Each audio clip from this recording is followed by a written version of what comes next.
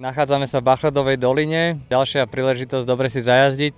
Nová disciplína, enduro, vlastne historicky prvý pretek endura na Slovensku a to už je niečo ťažšie, lebo človek musí zdolávať kopce, musí zo spodu vyšlapať na kopec a potom vlastne sa spustiť dole z kopca, čo sa mu meria čas. A takéto vyšlapy sme mali 4 z jazdy a počítali sa všetky časy dokopy.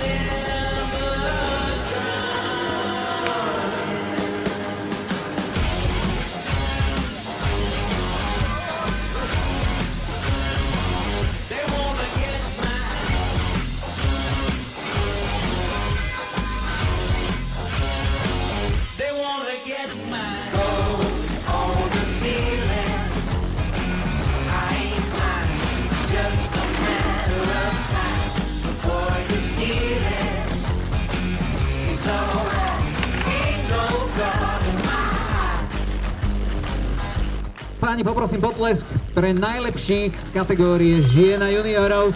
Toto sú historicky prví víťazi.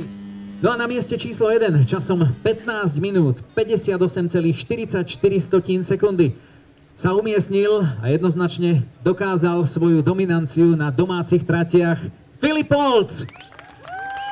Prvý ročník máme za sebou, veľmi sa teším na blízku budúcnosť a dúfam, že sa nám podarí vytvoriť krásna tradícia z týchto enduro pretekov a nebudeme tu len zjazdovať, ale endurovať a uvidíme, čo bude ďalej.